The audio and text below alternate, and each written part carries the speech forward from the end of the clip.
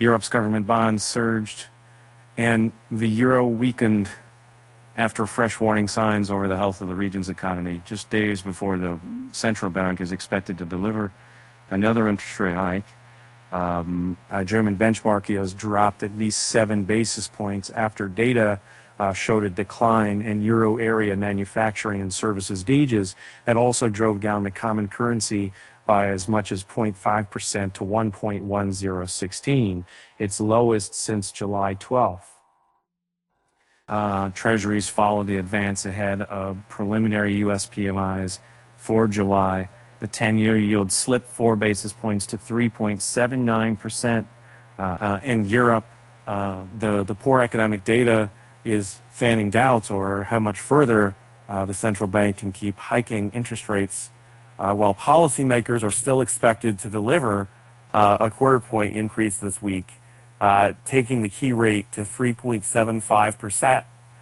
Traders are now betting it won't go past 4%. And will then cut next year. We are not long shots for nothing, said Benoit Girard, rates strategist at Natixis, referring to the 2-year German bond, among the most sensitive to rate policy. Market pricing of the peak rate is a bit too high, according to our assessment of the Eurozone situation and the balance of power in the Governing Council, he added. Eurozone private sector contracts in dire start to quarter. The challenge for policymakers is to decide whether the 400 basis points of monetary tightening they've already implemented since last July, in addition to whatever they do on the owner's 7,000 vehicles, in addition to be closer at the measure of what inflation by such a net.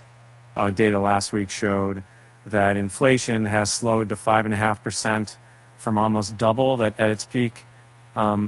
But that's due more to a reversal in natural gas prices than the ECB's action so far. Once energy and food are removed, so-called core inflation remains higher than 12 months ago.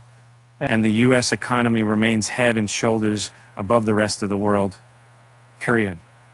Win Thin, global head of currency strategy at Bratton Brothers Harriman and Company, wrote a note. The Fed is widely expected to deliver a hawkish message.